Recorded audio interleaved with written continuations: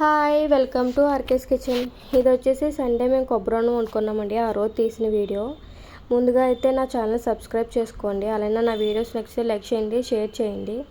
ముందుగా అయితే ప్యాన్ పెట్టుకున్నాడు. ఆయిల్ పోసుకొని హీట్ అయిన తర్వాత కొంచెం లవంగం మొగ్గ, చెక్క, మిరియాలు, లోలిక్కాయలు, కొంచెం నల్లగా ఉంటుంది కదా కొమ్ములాగా, అది ఒక పువ్వు వేసుకొని బాగా ఫ్రై చేసుకున్నాడు. దాని తర్వాత ఒక ఉల్లిపాయ, ఒక 4-5 పచ్చిమిరకాయలు, అలానే ఒక టమాటా వేసుకుని ముక్కలు కోసుకుని అవి వేసుకున్నాడు. అవి లైట్గా ఫ్రై అయిన తర్వాత అల్లం వెల్లుల్లి పేస్ట్ వేశాడు.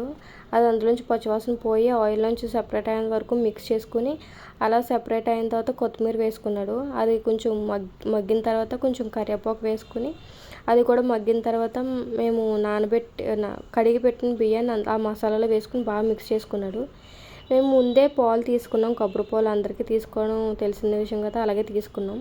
మేమైతే కొబ్బరి పాలలో నీళ్ళు కలపమండి. ఆ కొబ్బరి పాలు ఎన్ని వస్తే దాన్ని బట్టి బియ్యం మేము వేసుకుంటాము.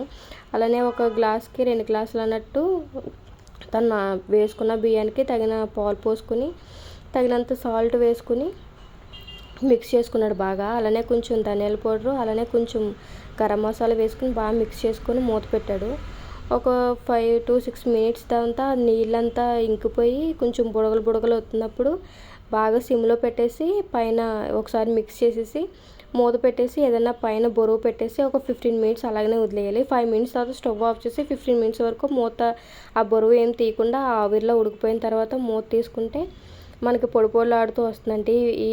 ఆ రోజు వండింది అయితే ఇంకా చాలా బాగుంది. ఎందుకంటే ఆ రోజు పాలు కొంచెం బాగా చిక్కగా వచ్చాయి.